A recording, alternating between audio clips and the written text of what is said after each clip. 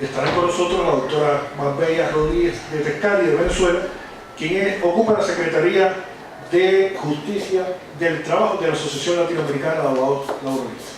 El doctor Lauro Sol Correa, de México, quien es vicepresidente regional de la propia organización, y la doctora Lidia Guevara de Cuba, quien atiende la Secretaría de la Mujer de la Asociación Latinoamericana de Abogados Laboralistas. Bienvenidos todos y todas. Estamos hablando en lenguaje de género. ¿Y quién comienza? La doctora Marbella. Gracias. Bueno, muy buenos días a todas las personas. Los incluyo, ¿ok? Para mí es un gran placer y honor estar acá con ustedes. Y en primer lugar, antes de comenzar mi ponencia, es obligatorio para mí mi agradecimiento de corazón a las autoridades de esta digna universidad, a la LAL por también haber organizado este evento, y principalmente a ustedes que se han tomado su tiempo para venir a acompañarnos y escucharnos y a llevarse un poquito de conocimiento de género, de igualdad de género, igualdad y equidad de género en este momento, ¿okay? ¿En qué incidencia tiene eso? Bueno, entonces para comenzar vamos a hablar sobre algo bien importante. Vamos a ir pasando por allá, Fernando, ¿okay? Invisibilización del género como causa de la violencia laboral fue el tema que yo traje acá a este auditorio. ¿Okay? Pasemos nuevamente.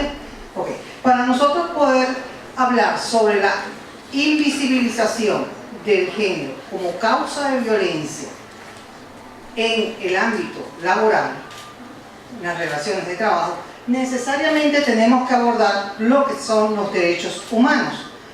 Ustedes muy bien saben que los derechos humanos son facultades, atribuciones inherentes de cada persona por el hecho de estar vivo, que son indivisibles, interdependientes y son irrenunciables, inalienables, tienen ese principio de progresividad, que es el que ahorita lamentablemente están tratando de violentar, tanto en los países como ya ustedes han escuchado, en Argentina, en Brasil, en México, Perú y bueno, otras partes de nuestra Latinoamérica.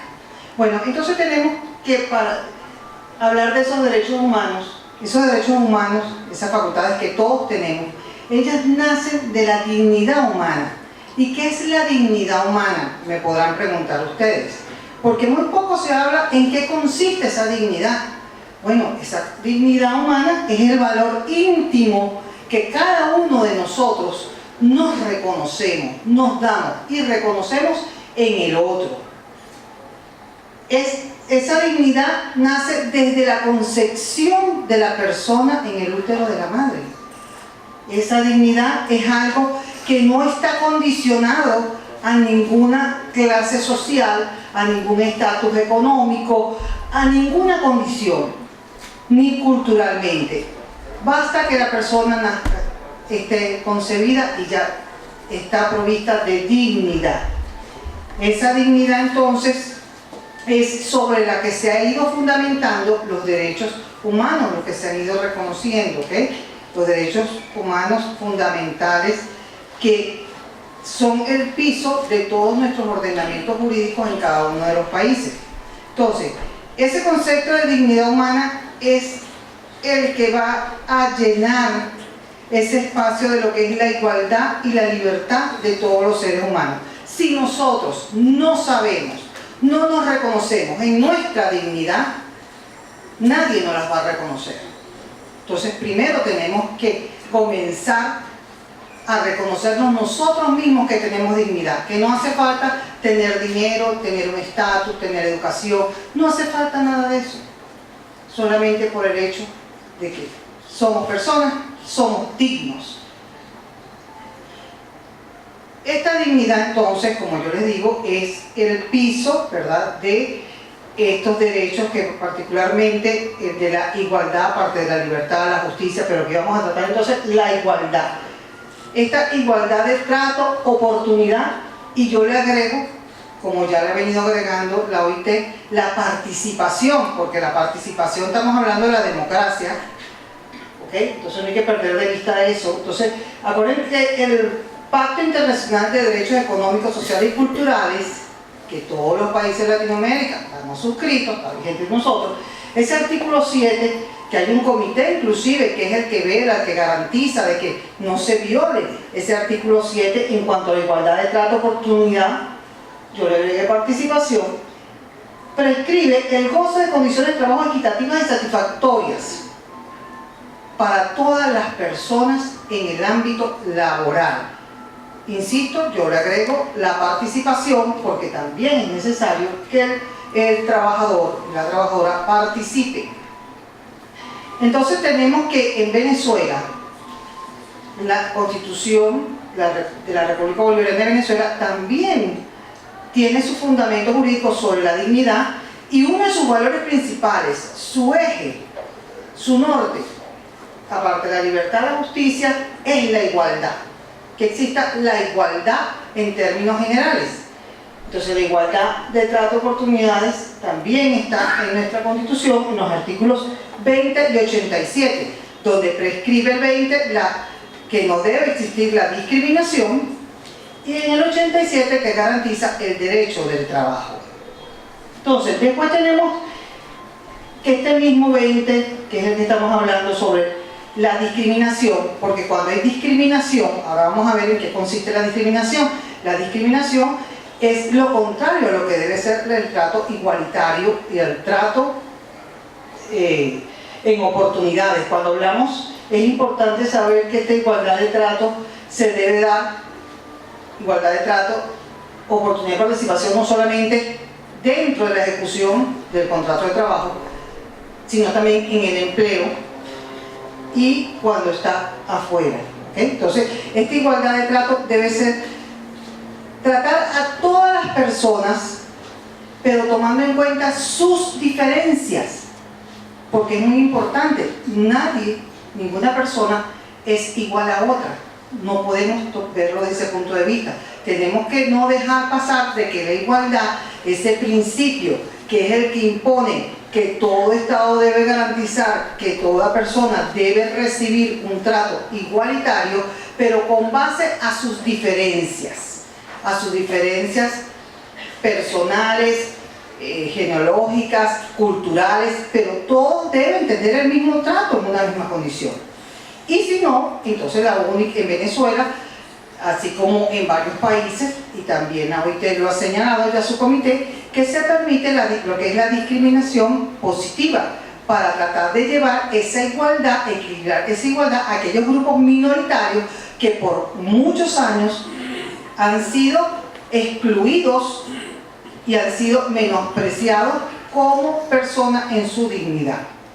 Entonces, esta discriminación, y vamos a hablar nosotros ahora por razón de género, esta discriminación está establecida o la podemos inferir del convenio 111, ¿verdad? Que está prevista la discriminación en el empleo y ocupación de la OIT, en la Constitución es el artículo 21 y en la Ley Orgánica del Trabajo de los Trabajadores y las Trabajadoras está en el artículo 21. Entonces, en el convenio 111 define esta discriminación como cualquier distinción, exclusión o preferencia basada en motivos de raza, color, sexo, religión, opinión política, ascendencia nacional u origen social, que tenga por efecto anular o alterar la igualdad de oportunidades o de trato en el empleo y la ocupación. En este sentido, nuestra ley venezolana señala que es toda distinción, exclusión, preferencia o restricción en el acceso, fíjense que estamos hablando del preempleo, y en las condiciones de trabajo, en la ejecución entonces del trabajo, basadas en razones de raza, sexo, edad, estado civil, sindicalización, religión, opiniones políticas, nacionalidad, orientación sexual, personas con discapacidad u origen social, que menoscabe el derecho al trabajo por resultar contrarias a los postulados constitucionales. Entonces, insisto que la discriminación puede aparecer dentro del lugar de trabajo o en la búsqueda de un empleo o trabajo. Recuerden ustedes que el empleo siempre tiene la característica que es bajo dependencia o subordinación, y el trabajo puede ser trabajo autónomo, trabajo por cuenta propia. Entonces, la discriminación como fenómeno sistémico se percibe dentro de los lugares de trabajo en el sector formal e informal. O sea que él no es un fenómeno únicamente de los sectores formales, él aparece en cualquiera de los ámbitos o sectores en que una persona pueda prestar su servicio. Y ella va a depender, escuchen esto, la discriminación va a depender de los valores y normas culturales y sociales imperantes en esa comunidad. Entonces, esa discriminación va a depender de cómo nosotros nos desenvolvemos y nos relacionamos con el otro dentro de cada comunidad. Las ideas, los prejuicios, las creencias, los estereotipos, los roles, la naturalización, la aceptación y la tolerancia de algunas prácticas discriminatorias se expresan cotidianamente mientras sean aprobadas por la comunidad. Entonces, la ética de la gran mayoría de las naciones está basada en mapas de discriminación. Por ejemplo, en Venezuela sigue siendo un país de prejuicios y discriminaciones raciales, sociales y sexuales, regidos por mapas machistas. Tenemos que recordar que una persona trabajadora discriminada sufre de estrés, desaliento y falta de motivación, por lo que menoscaba su autoestima y el rendimiento y productividad en el lugar de trabajo. Y en esta manera se relaciona en el punto que estamos tratando, que es la seguridad y salud en el trabajo. ¿Okay? La OIT, a través de distintos tratados y convenios, resoluciones, ha venido regulando esta situación de que no exista discriminación en el ambiente laboral. Sin embargo, como insisto, ella prácticamente se desarrolla y se presenta porque es que no es la ley la que debe cambiar a las personas, somos las personas que debemos cambiarnos. Somos las personas que debemos reconocer primero para poder ejecutar esa ley. Entonces, el amparo contra la discriminación de género se utiliza tanto para los hombres como para las mujeres. Sin embargo, pese a la exigencia del convenio 111 que habla de la discriminación, que no debe haber discriminación para ninguna persona, o sea, hombre o mujer, sin embargo, las costumbres y prácticas perviven aún directa e indirectamente contra las mujeres. ¿Okay? Este tema será más ampliado por la profesora Lidia. Ok, entonces, tenemos que, para luchar contra esta discriminación, nos ha dicho la OIT que debe también incluirse lo que es la perspectiva de género, que es un mecanismo que trata de aglutinar o de igualar esas diferencias existentes entre hombres y mujeres y buscar entonces, con base a sus diferencias, a esos tratos, a esa cultura, ver entonces que se aplique efectivamente esa igualdad. Vamos a pasar a la siguiente lámina. Entonces, esto nos va a llevar a lo que es la violencia de género, mal llamada violencia contra las mujeres. En mi país, en Venezuela, la violencia de género la identifican solamente la violencia contra las mujeres y jurídicamente así está tipificado. Sin embargo, yo espero que en algún momento esto cambie, puesto que ya los organismos internacionales, ¿verdad?, como la OIT, como el Comité de los Derechos Humanos de la ONU, nos ha dicho, mire, no, la violencia de género no es solamente contra las mujeres, no se puede identificar contra las mujeres, también hay hombres que sufren de violencia de género. ¿Por qué? Porque la violencia de género va a consistir en que esos actos agresivos van a ser causados por la razón o el rol social que la sociedad, la comunidad le está imponiendo a esa persona por ser del sexo masculino o del sexo femenino. ¿Ok? Entonces, por eso la violencia de género no es que es todo acto agresivo, lesivo contra una mujer, no. Es solamente lo que se fundamente con base a lo que acabo de explicar. Entonces, los ejemplos en Venezuela, ya yo les dije la ley contra la violencia de la mujer, pero no aparece el hombre. Y entonces solamente está como sujeto activo el hombre. Pero yo siempre he hecho la pregunta en mi país, ¿y qué pasa cuando la violencia de género es mujer contra mujer? O cuando la violencia de género es hombre contra hombre. O cuando la violencia de género es mujer contra hombre. Entonces, creo que eso debemos cambiarlo, así como está en mi país. Creo que hay países que también tienen esta debilidad. Ejemplos de naturalización de la violencia de género son la legitimación. Entonces, ¿por qué son mecanismos? Porque consideramos que son normales. Entonces, dentro de estos mecanismos de naturalización, porque lo vemos como normal, algo que no es ni normal ni natural, vemos entonces la legitimación, la negación o minimización, la estigmatización, el sexismo, el androcentrismo, el machismo, la misoginia, la homofobia, la lesbofobia, la ginopia. Ok, entonces vamos a pasar a las figuras ahora agresivas utilizadas por la inobservancia al derecho de igualdad de trato, oportunidad y participación en el trabajo. Dentro de ellas tenemos entonces estas figuras, ¿ok?, que son lesivas. Tenemos el acoso sexual, el hostigamiento, el maltrato, la intimidación, el abuso de poder, las amenazas, el acecho, el acoso laboral y las conductas inadecuadas.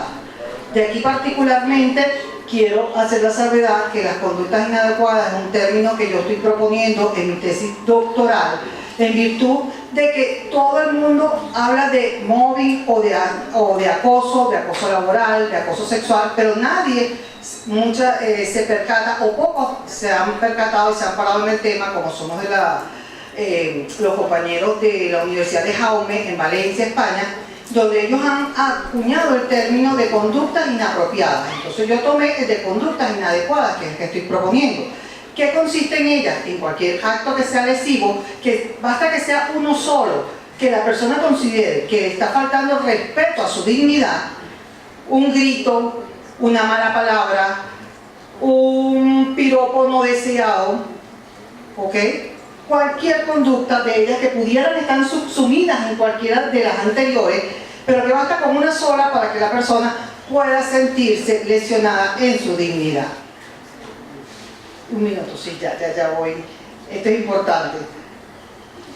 De todas maneras, yo me voy a permitir dejarles, para los que quieran también, ampliar un poco el conocimiento de cada una de estas conductas en virtud del tiempo que es un asesino en este momento. Yo quisiera compartir con ustedes tantas cosas maravillosas que nos podemos llevar, pero bueno, yo lo dejo a su disposición para todos aquellos que puedan ser multiplicadores y que puedan conocer un poco más de lo que estamos tratando. Ok, como reflexión final, ¿verdad? El límite, tenemos que tener en cuenta que el límite del poder empresarial para organizar, disciplinar y terminar la relación de trabajo son los derechos humanos de las personas que prestan sus servicios dentro de la entidad de trabajo.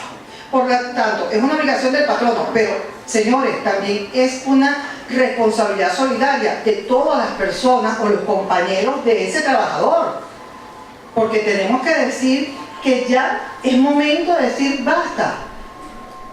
O sea, si yo estoy viendo que un compañero está siendo intimado, acosado, violentado su dignidad, yo no puedo, no debo, porque de poder puedo, pero no debo voltear la cara, como si no fuera mi problema. Porque si le está pasando a él, me puede pasar a mí. Entonces tenemos que hacer más efectiva esa solidaridad que debe estar presente ahora y que está presente también dentro de los derechos humanos, que antes llamaban fraternidad, como muy bien lo han dicho. Bueno, hay lo último que yo quería aquí proponer a este auditorio, que yo espero que por lo menos sea uno que se lo lleve, y para mí soy feliz, ¿okay?, esta propuesta, porque yo creo que la única manera de cambiar el mundo es que cambiemos nosotros, ¿okay? Entonces, propongo, primero, para combatir este flagelo de violencia en el ámbito laboral, yo propongo visibilizar la conducta, que yo reconozca que efectivamente existe esa conducta cuando yo veo que me pasa a mí o le pasa a cualquier compañero o compañera. Entonces, visibilizar la conducta abusiva, situación o condición o problema. Reconocer el acoso reconocer los elementos que integran o que identifican el comportamiento del acoso sexual, hostigamiento, maltrato, intimidación, abuso de poder, amenazas, acecho, acoso laboral y conductas inadecuadas. Tercero, aceptar. O sea, esto consiste en que yo voy a aceptar, oye, efectivamente esto me está pasando a mi persona o le está pasando a mi compañera. Yo debo reconocerlo y debo aceptarlo. No estar en estado de negación como usualmente nos han acostumbrado en nuestras culturas y en nuestras sociedades. Es decir, si eso no te pasa a ti, ¿para qué le haces caso? Eso no es problema tuyo. No, eso también debe ser problema mío. La cuarta es sensibilizar. Esta sensibilización nos va a permitir utilizar todos nuestros sentidos para conocer la importancia de ese hecho que me está sucediendo o me está sucediendo o está sucediendo a algunas de las personas con las cuales yo convivo. Y la quinta es empoderar. Hacer eso como mío propio, así como yo sé mi nombre, cuando me llaman yo volteo, pues yo debo empoderarme de este conocimiento para poder adquirir herramientas y decir, bueno, yo puedo entonces luchar con esta herramienta de alzar mi voz o a través del sindicato, a través de una organización, busco la ley. Eso es empoderar, saber que existe algo con que yo me pueda defender, que hay tener capacidades, competencias para modificar esta situación. Únicamente a través de este conocimiento y de este empoderamiento es que podremos hacer una mejor sociedad y podremos avanzar juntos, como, no solamente como países, sino como latinoamericanos que somos y hermanos que debemos permanecer unidos. Muchísimas gracias por su paciencia.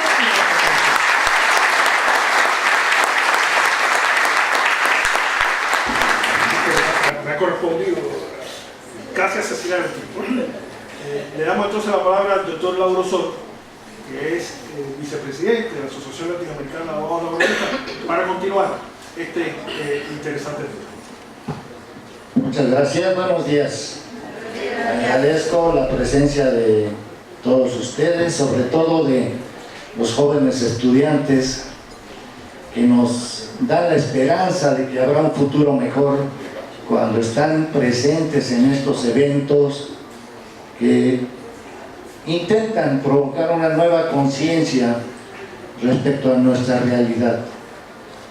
Me da mucho gusto participar en esta asociación latinoamericana porque debo decirles, en mi carácter de juzgador en materia laboral, he contado con un apoyo muy decidido y muy valioso por parte de mis colegas ante varios intentos de desaforarme, destituirme, consignarme, por procurar mantener una línea acorde a los intereses de clase y a la legalidad vigente. Me da mucho gusto acompañar al doctor Edur Velasco. Deben saber que es un catedrático muy reconocido en México, es un litigante al que tenemos cierto respeto cuando lo vemos por los tribunales, porque sabemos de su capacidad de protesta. Debo comentarles que en una ocasión hizo una huelga de hambre que fue muy importante en las puertas de la Comisión Nacional de los Salarios Mínimos. Entonces, él protestó ahí, una huelga de hambre, le fuimos a pedir, levanta la huelga, de por sí estás muy flaco, aquí no muero. Pero esa huelga fue determinante para desenmascarar a ese organismo, que solamente sirve para legalizar, para legitimar salarios de hambre. Entre paréntesis, el salario mínimo en México equivale al 40% del valor de la canasta básica alimenticia. Y 6 millones de mexicanos perciben el salario mínimo. Otros 8 millones, 2 salarios mínimos. O sea que ese salario condena a los trabajadores a la pobreza. El tener un empleo formal no es garantía de salir de la pobreza en mi país. Así que yo admiro a Edward, lo admiro más por la brevedad de su ponencia y me da gusto acompañarlo. Muchas gracias.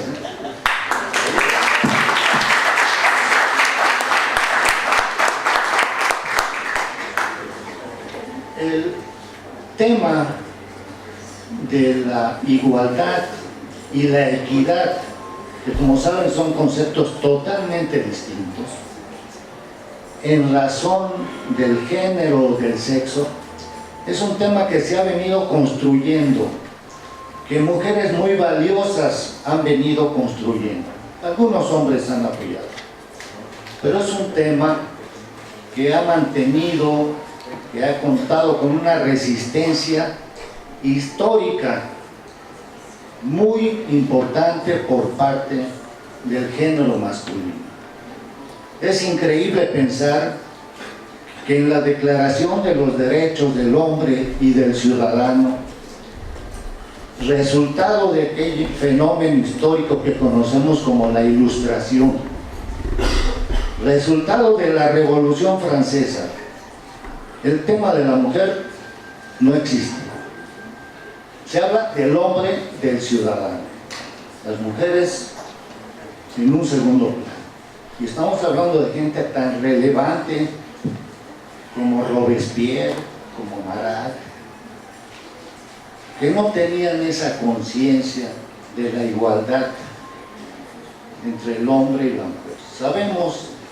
Sabemos que el sexo nos es asignado desde que nacemos por la naturaleza, pero el género es una construcción cultural, se nos impone ideológicamente, y sabemos que no hay, hablando ya de género, dos preferencias, hay muchas.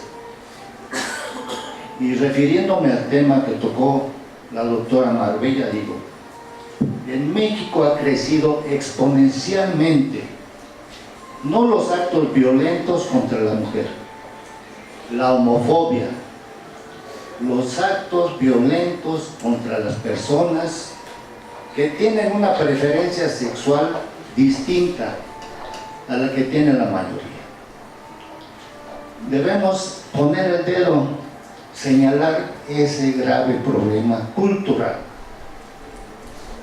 Debo decirles que la lucha de las mujeres por obtener una igualdad de trato y de oportunidades y la lucha por construir una política de equidad en materia de género es una lucha revolucionaria, con todas sus letras.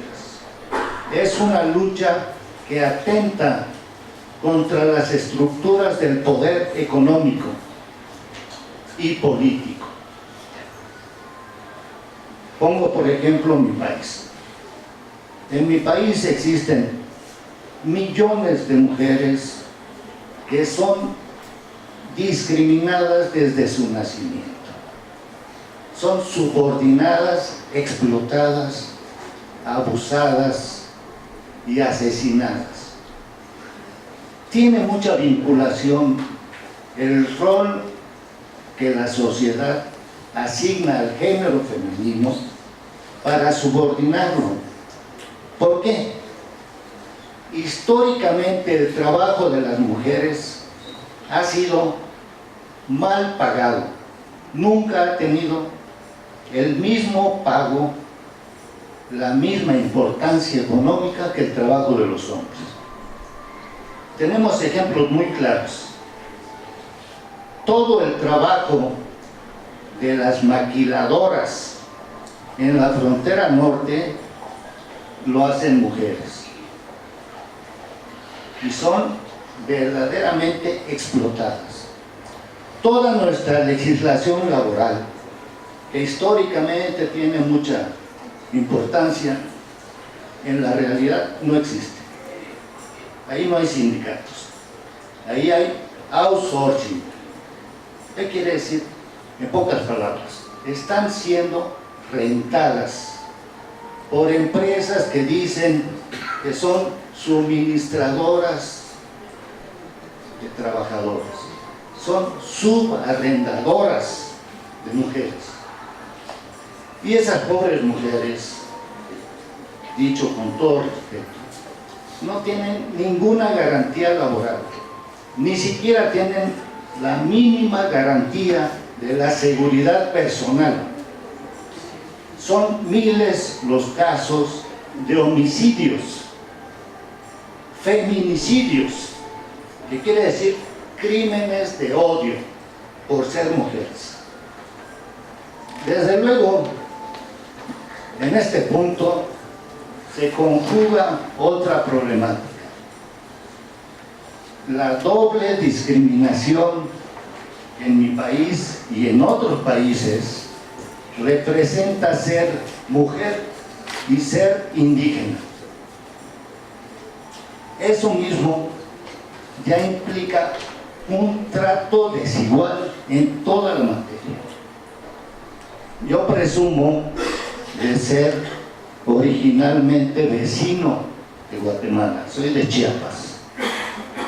En Chiapas los indígenas tienen un trato verdaderamente discriminatorio. No pueden abordar autobuses de primera clase, no pueden entrar a restaurantes si van vestidos con sus trajes típicos,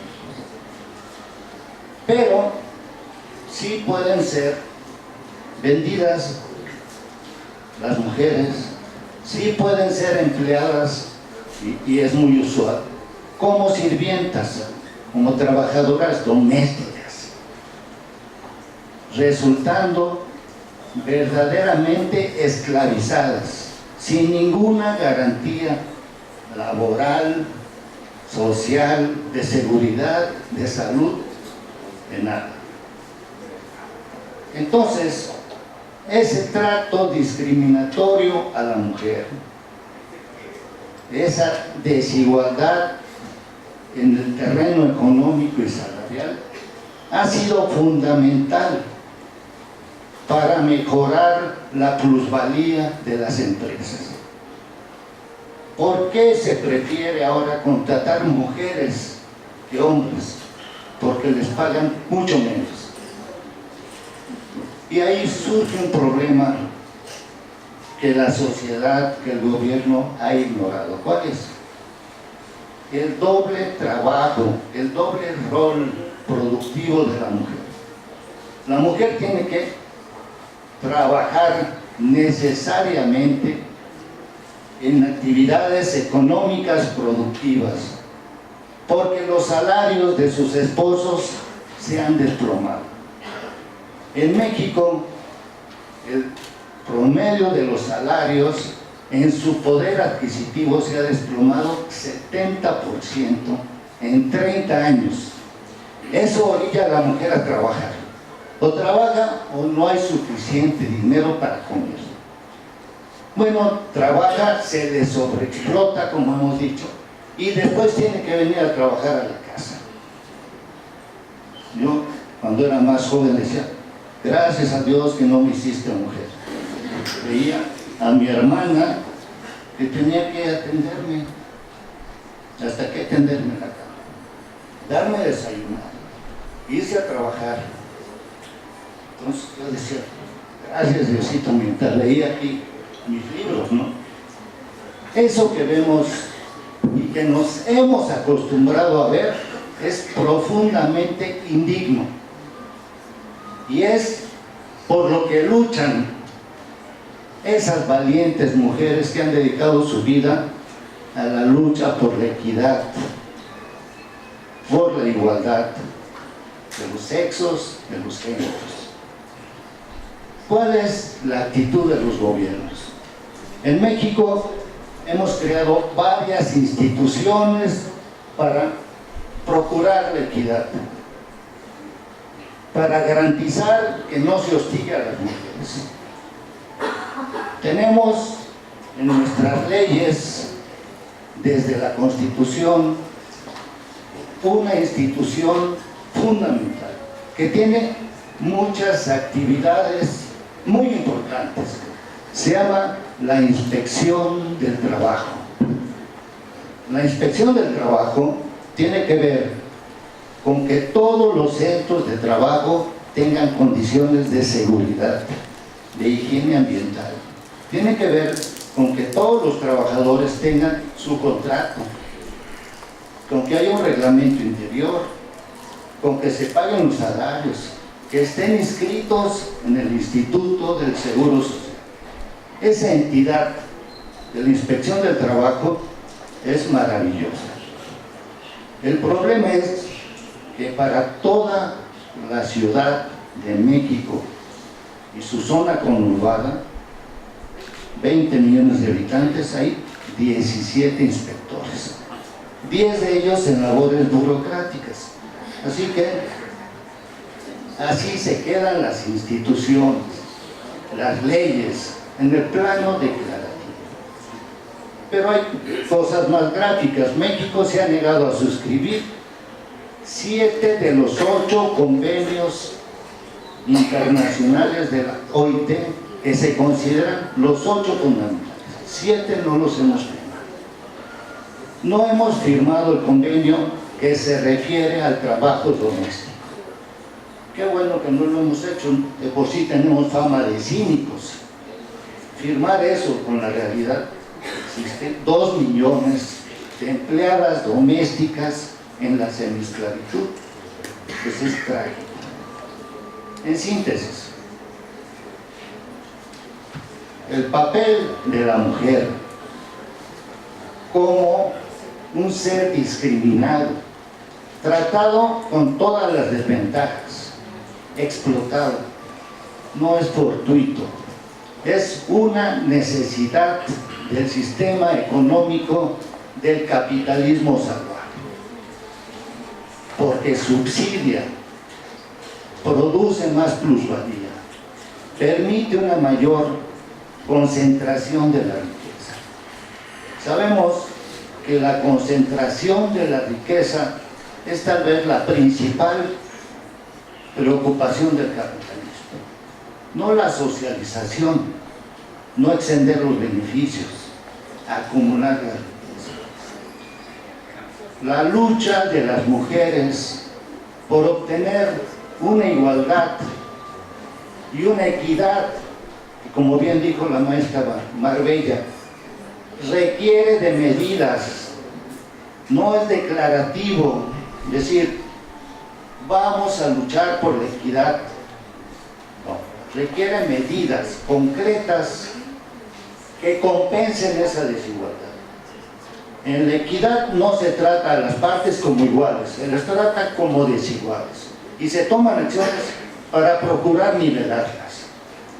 Eso requiere el trato, la legislación, las políticas en materia de género, que se tomen medidas concretas para darle mejores oportunidades a las mujeres. Requerimos vincular las luchas en materia de género con todas las luchas del pueblo. Si no se vinculan, no tienen ningún futuro. Las luchas de los sindicatos, de los campesinos, de los estudiantes, deben ser vinculadas estrechamente con esta lucha. De otra manera no tiene ningún futuro. Muchas gracias. Gracias al doctor Lauro. Hay reflexiones importantes que nos quedan a todos y a todas para ir pensando en cómo, no al futuro, sino desde ahora mismo, cómo mejoramos este estado de cosas. Le damos la palabra ahora a Lidia Guevara, que viene de mi país, de Cuba, y que ocupa hoy la Secretaría de la Mujer de la Asociación Latinoamericana de Abogados Laboralistas. Muy bueno.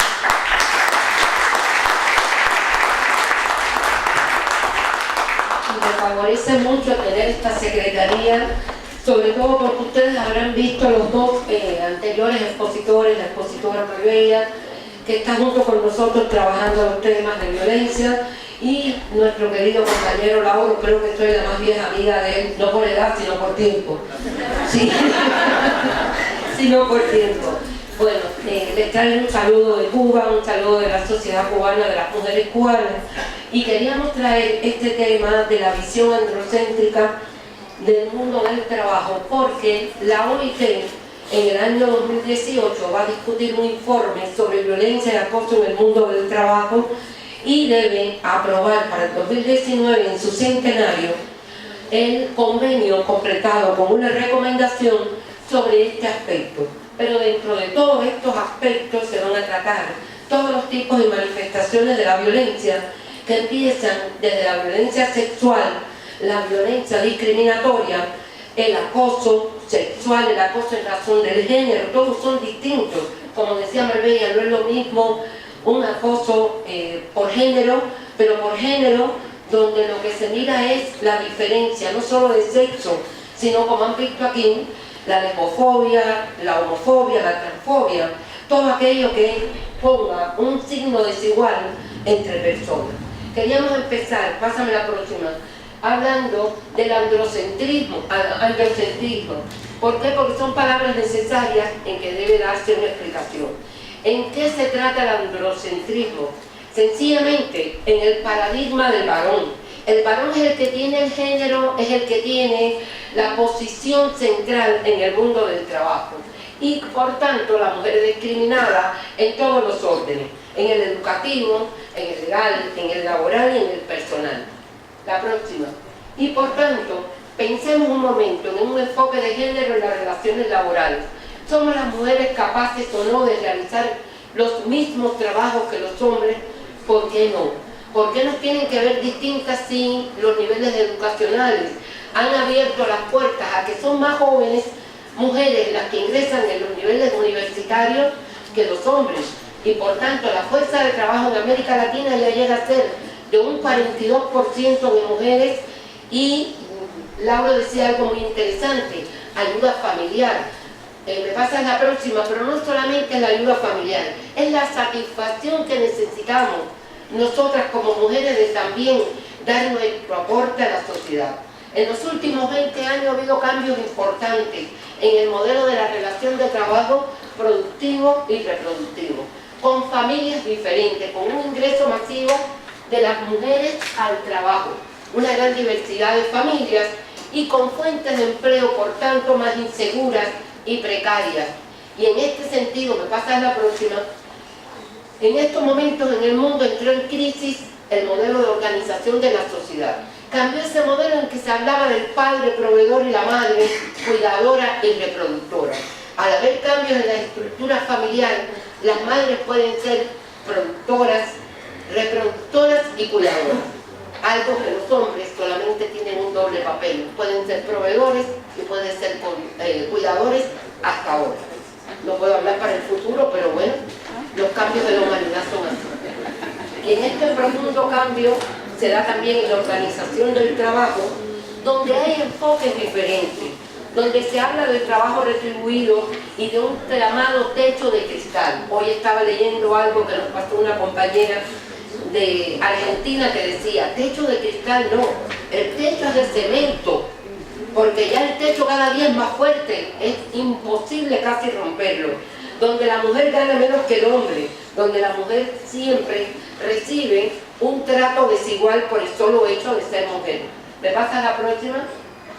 Y por tanto en la selección hay 3 filtros o 2 filtros. El primero es un criterio de empleabilidad dado por la cuestión de sexo, de la edad, el origen nacional, como decía Lauro, los indígenas, los afrodescendientes, la capacidad que tenga para trabajar. Pero hay un segundo filtro, la imagen.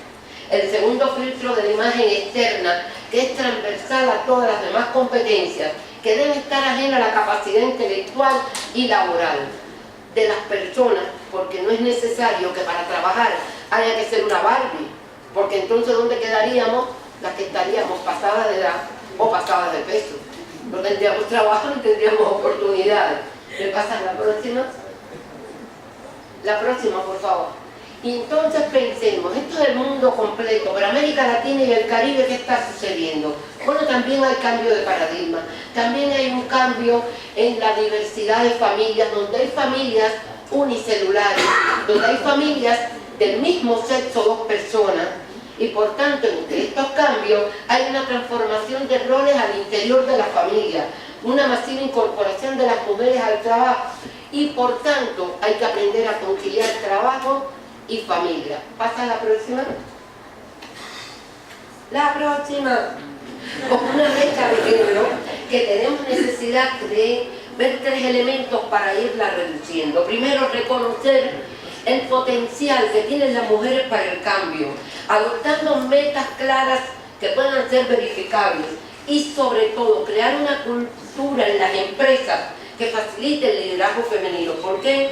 Porque hubo un estudio del Banco Interamericano de Desarrollo en 70.000 entidades productivas del mundo y se pudo comprobar que las mujeres están subrepresentadas en los cargos de liderazgo.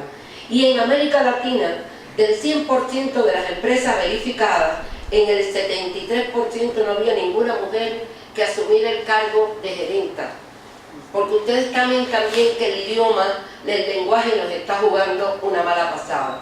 En el lenguaje simplemente hay personas que se rompen las vestiduras, hombres y mujeres, para tratar de no reconocer que hay un cambio en la organización y que lo mismo hay ingenieros que ingenieras, médicos que médicas, y sin embargo dicen no, la Real Academia de la Lengua Española impide que se trate de forma femenina.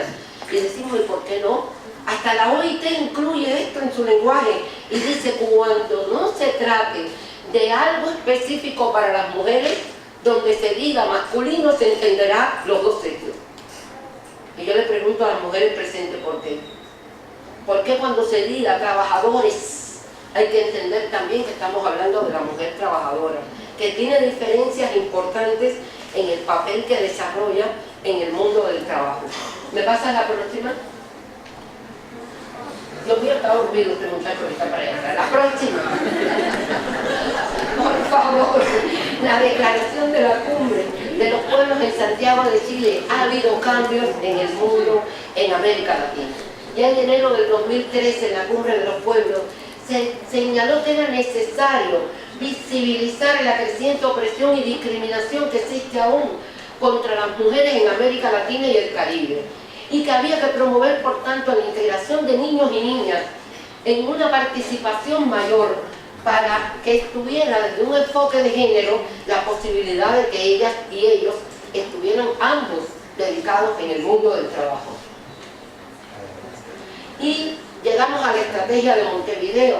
La estrategia de Montevideo es una estrategia lanzada en la CEPAL, la cual ya tiene en Cuba. En el año 77 se dio la primera conferencia sobre las mujeres en el mundo del trabajo y en general las mujeres en la sociedad, y ya a 40 años en Cuba se volvió a celebrar uno de los congresos, porque en la estrategia de Montevideo el año pasado se lanzaron la llamada agenda de género, que es muy importante. Pasan la próxima, porque tiene una sinergia importante con la agenda 2030 para el desarrollo sostenible.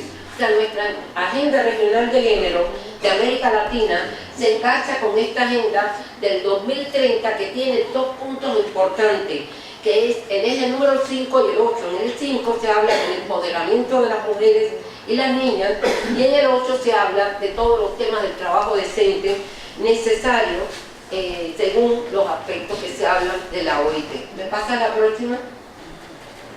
Y queríamos llegar a un término, que es la violencia contra la mujer en el mundo del trabajo, porque la discriminación es una forma de violencia. Desde el momento en punto que discriminamos a una persona, estamos aplicando una estrategia de violencia contra ella. ¿Me pasa la próxima? Y todo motivo carente de justificación es discriminatorio.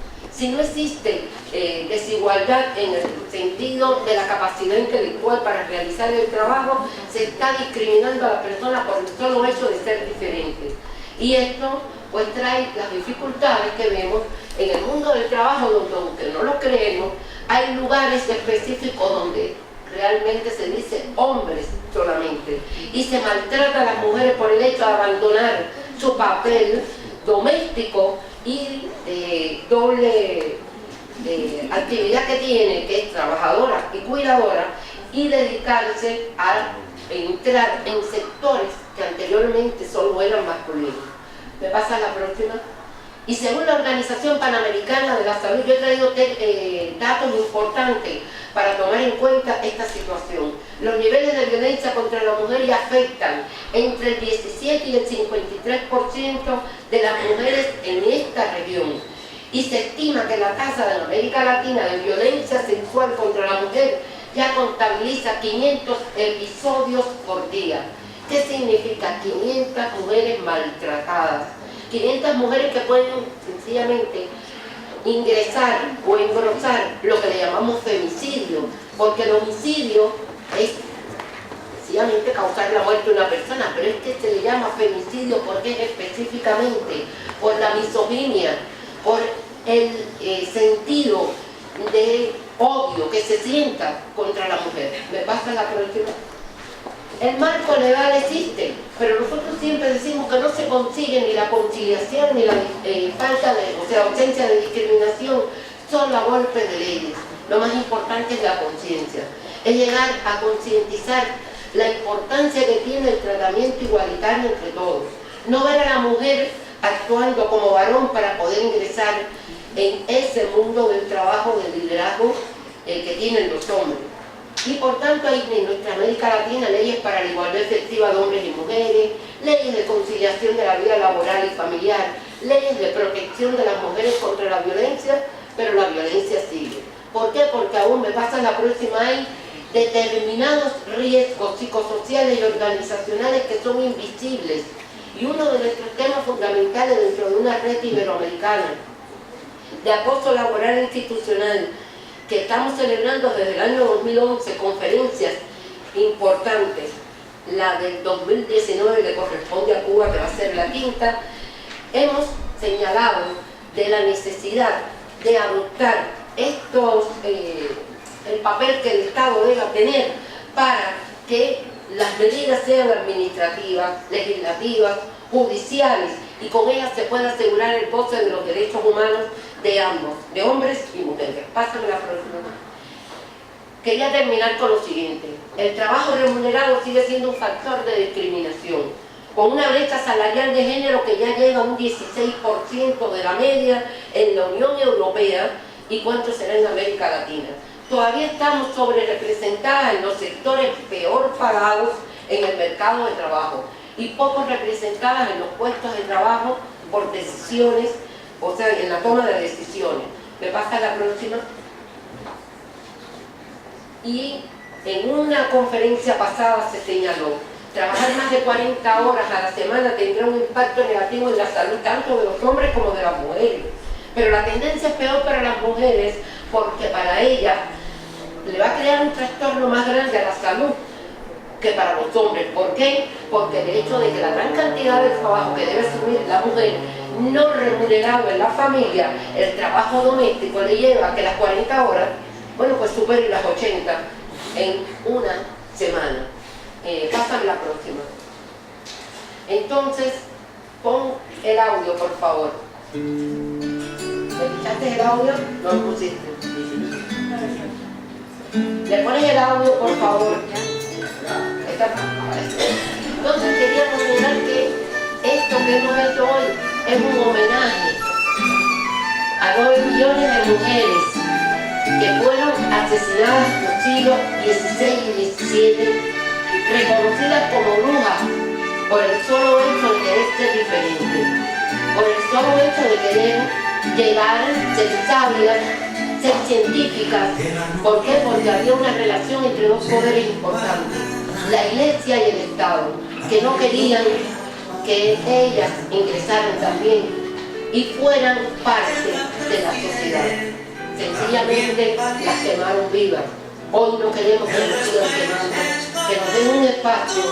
Y por eso traigo estas palabras de Simone de Beauvoir, que decía que mediante el trabajo ha sido como la mujer ha podido franquear la distancia que la separan del hombre.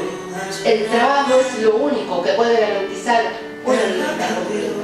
Y lo quería dejar con esta palabra, con esta canción de Silvio, donde termina diciendo que Eva tiene que dejar de ser continua. Muchas gracias.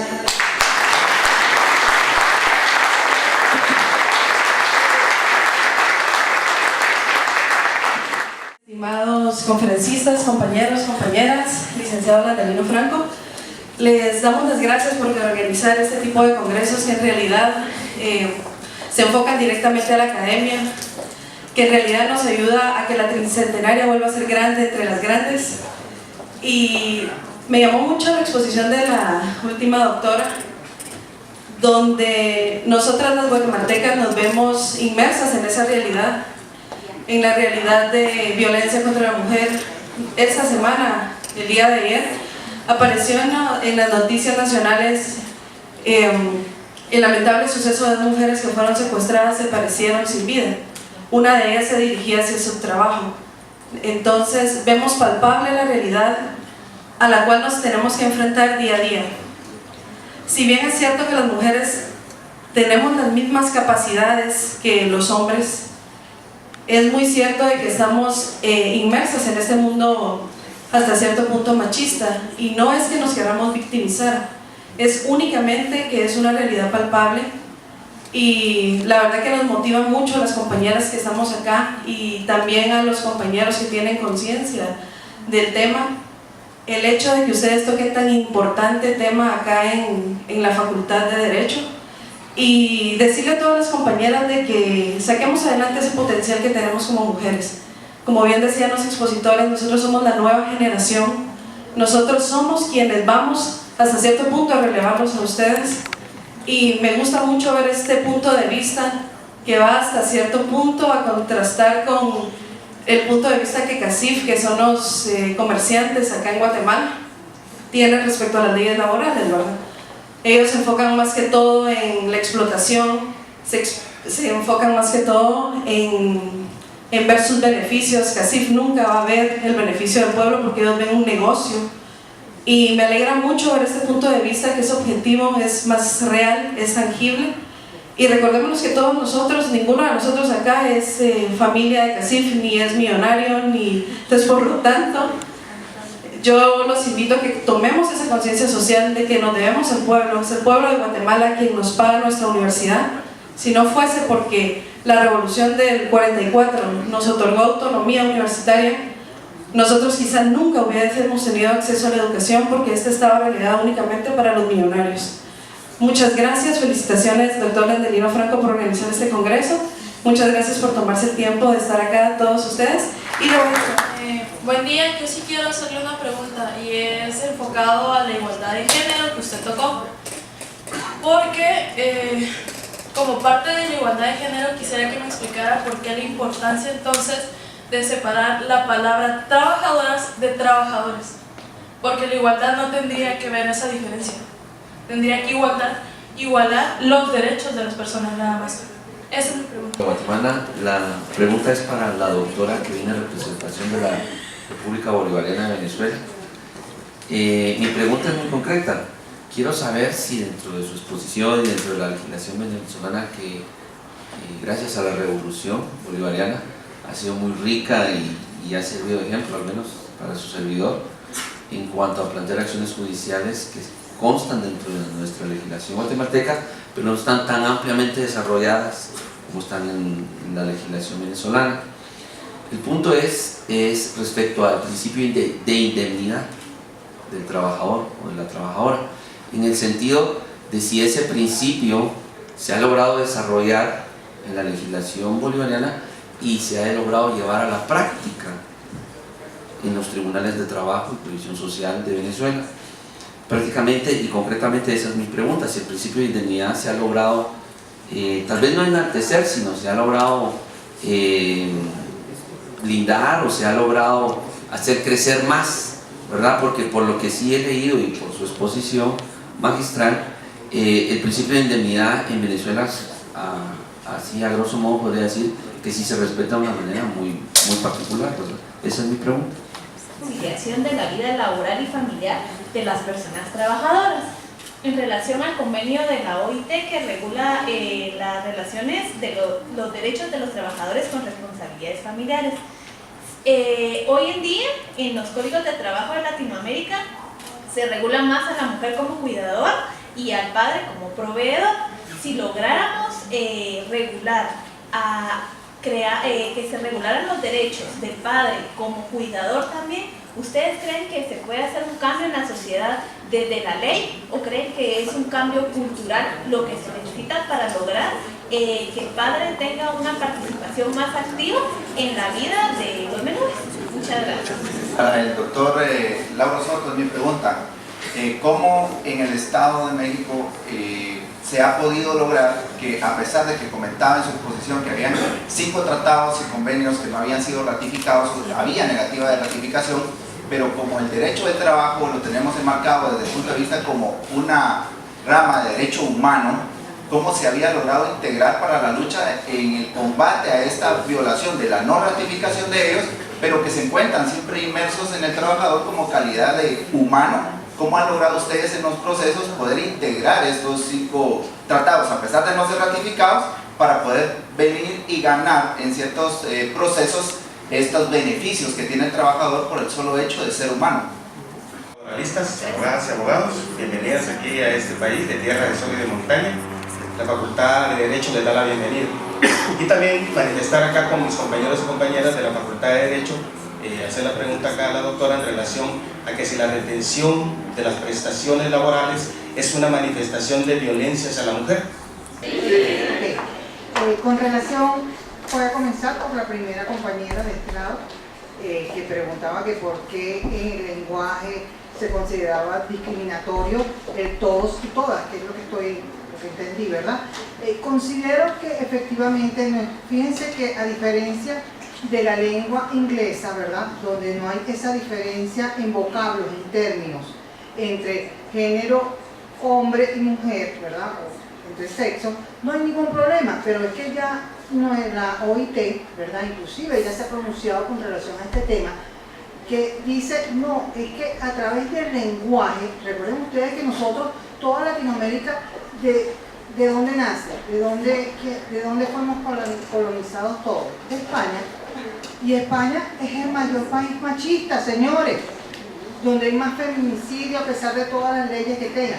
Y entonces, dentro de ese lenguaje, a pesar de que uno pudiera pensar, no, es mentira, eso es una exageración, el de todas y todas. Yo me siento reconocida dentro del todos o dentro del género masculino cuando me usan solamente trabajadores u hombres. Allí, psicológicamente, son estudios psicológicos, no es porque sea capricho de nosotros los laboralistas, ¿ok? Son estudios científicos, psicológicos que ha realizado el comité de la OIT, donde se ha determinado, ¿verdad?, y no solamente de la OIT, sino que hablan también ustedes sobre el Comité de Eliminación de la Violencia contra las Mujeres de la ONU, recuerden ustedes que ese comité, ellos han determinado que sí, efectivamente, el lenguaje tiene incidencia dentro de la psiquis de la persona. Entonces, es necesario, a los fines de poder crear conciencia en todo el colectivo, pero para crear esa conciencia, cada quien debe sensibilizarse y cada quien debe reconocerse, reconocer su existencia, su dignidad, su persona. Entonces, en la medida en que, oye, yo reconozco que existen hombres y los hombres reconocemos que existen mujeres, yo reconozco que tú existes y tú me reconoces que yo existo. Entonces, cuando hablamos, y estamos los dos, el respeto es la consideración que uno debe tener a otra persona. Entonces yo te respeto a ti, tú me respetas a mí, entonces es una cuestión de reconocimiento. Sin embargo, la OIT ha dicho, bueno, para no ser repetitivo, reiterativo en los discursos, se pudiera hablar de una manera neutral. Fíjense que yo en mi exposición coloqué bienvenido todas las personas, porque cuando yo hablo todas las personas, estoy entonces englobando hombres y mujeres. Eso se puede hacer. Pero cuando yo quiero caracterizar y definir de que es del hombre o que es de la mujer, pues es preciso señalar, por ejemplo, los niños y las niñas. ¿Ok? Entonces yo tengo que diferenciar. Por eso es la distinción, y no por un mero capricho de los laboralistas, ¿okay? o del movimiento feminista. Okay. Con relación... ¿Ah? Sí, somos laboralistas y bueno, sí. Con relación... Ya va, yo te voy a dar creo que fuiste tú, la contrarréplica, ¿no? Ok, la réplica. Ya va. Con relación a la pregunta del compañero que no lo veo, que me hablaba de nuestra ley, que yo particularmente soy una fiel y feroz defensora de esta ley que desde hace 5 años está rigiendo nuestro destino en Venezuela y que ha marcado un hito, no solamente para Venezuela, sino para toda la región. ¿Por qué? Porque Venezuela es un Estado garantista de los derechos de los trabajadores. Tanto es así que fíjense que nosotros tenemos ahorita un decreto de inamovilidad, porque es que todo cambio ofrece resistencia. ¿Okay? Entonces el capital, wow, que me quiten ese poder de yo poder sacar a alguna persona que no va con mis intereses, eso no me conviene. Que me digan que yo trate a esa persona como una persona con dignidad, con respeto, no. Que ella tenga voz y voto y participación, no. O sea, ha sido un cambio muy, muy fuerte, tanto culturalmente, y bueno, ya ustedes harto conocido es la situación venezolana, pero sin embargo a nivel legislativo, en cuanto a nuestras leyes en materia de violencia, fíjense cómo los medios de comunicación han tratado de invisibilizar tanto nuestra ley, que es muy generosa, que es garantista, ese principio de indemnidad, que también nos ha llevado en la parte procedimental y en la parte administrativa para garantizar la efectividad y la eficiencia de esos derechos humanos laborales de cada uno de los trabajadores y minimizar la violencia en el trabajo. Sin embargo, como insisto, no es que en Venezuela no exista, no, todo lo contrario. Lo que pasa es que ahora nos toca ir a una implementación eficiente y eficaz de medidas que puedan efectivamente realizar estos postulados que tenemos en nuestra legislación. ¿Okay? Y la otra pregunta, que si las prestaciones, la retención de prestaciones sociales de las mujeres se podría tomar como una violencia. Por supuesto, es una forma de violencia patrimonial, inclusive reconocida en la Ley Orgánica sobre la Violencia contra las Mujeres en Venezuela, y también está, creo que en el tratado de, ¿dónde está el compañero que en el tratado internacional, creo que de la Convención de la Eliminación de las Mujeres eliminación de la violencia contra las mujeres. Eso es una forma de violencia patrimonial. Entonces, debo reconocer que mi país es un país contradictorio en materia jurídica y en materia laboral. El artículo 1 de nuestra Constitución Federal establece que los convenios y tratados internacionales ratificados por México tienen un rango superior de cualquier ley federal. Y cuando tratan de derechos humanos, tienen el mismo rango de la Constitución. Si entendemos que los derechos laborales son reconocidos como derechos humanos, los convenios internacionales tienen el mismo rango de la Constitución. Sin embargo, ¿cuál es la razón por la que el Estado mexicano no ratifica convenios? Porque no los puede cumplir. Les pongo un ejemplo. En México, en este momento, se está implantando una reforma laboral que desaparece la estabilidad en el empleo. Crea muchas formas de contratación temporal, por capacitación, autoriza el outsourcing, reglamenta como si fuera esto una panacea, obedeciendo a los intereses del gran capital nacional e internacional. En México, el gobierno presume de que han pasado 3 años sin ninguna huelga. Es un motivo de presunción. Se está creando en este momento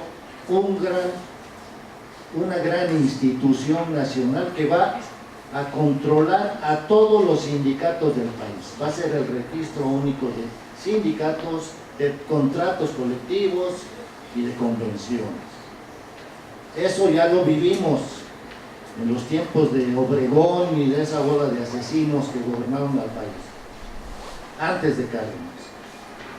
Corporativizaron todo el sindicalismo, lo incluyeron en el esquema gubernamental. Y después, con la dictadura del PRI, que no era perfecta, como dijo Vargas Llosa, esa dictadura criminal y sangrienta, a mi generación la masacraron durante varios años. Ese PRI gobierno creó el sector obrero dentro de los tres sectores.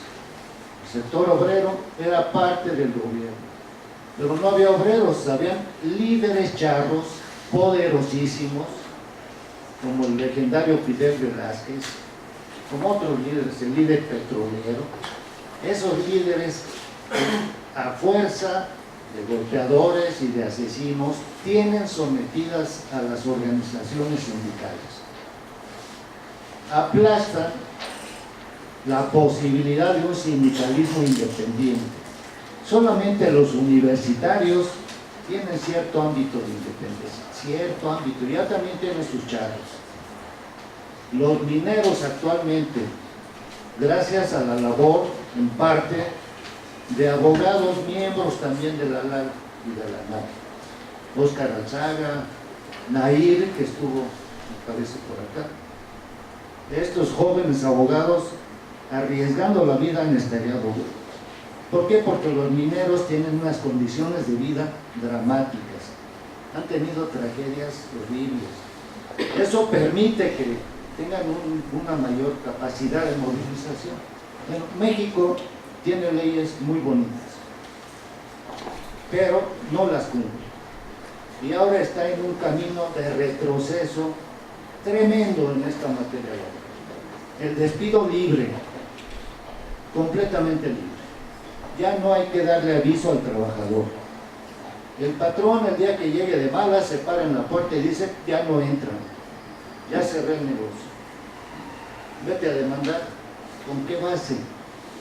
Pues ahí, imagínate.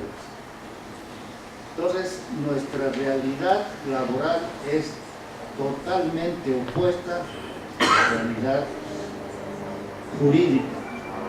Y ahí es donde un servidor, en su trabajo cotidiano, tiene una problemática tremenda. Ya no puedo salir libremente a la calle. Tengo a mis jefes buscándome abajo de la mesa. Tengo el apoyo de algunos amigos, los académicos, abogados progresistas, pero sí es complicado el aspecto jurídico laboral de mí. Vean, hasta el cabello ya se me... Bueno, solamente de 2 minutos, no lo voy a utilizar más. El lenguaje sí ayuda y sí cambia la mente. El problema es que por eso dijimos que es la visión androcéntrica, no solamente del mundo del trabajo, es la visión androcéntrica del mundo. Está puesto sobre la base del término masculino. Incluso les puedo decir, mi sociedad, donde se hizo una revolución, e incluso se habló de una revolución en la revolución de las mujeres, cuesta un trabajo enorme que en un decreto ley se diga la ministra. Se les llama a los ministros, y sin embargo cuando se dice el ministro de Trabajo, ministro de Finanzas y Precios, ministro de Justicia, Contralor de la República, se levantan 4 mujeres. Pero ¿qué trabajo cuesta que pueda decirse ministra? ¿Por qué? Porque siempre hay un defensor que dice que esas palabras son masculinas y que no se usan en el género femenino. Y decimos, ¿pero por qué no? ¿Por qué? Porque nos acostumbramos mentalmente desde pequeños a que esas labores siempre fueron desarrolladas por hombres y la mujer no las desarrollaba. Alguien preguntó por acá, y tiene toda la razón, sobre la conciliación de la vida laboral y familiar. Es para ambos, no solamente con leyes para las mujeres, sino también que los hombres se vean representados. Yo te pongo un pequeño ejemplo. Nosotros acabamos de modificar la ley de maternidad.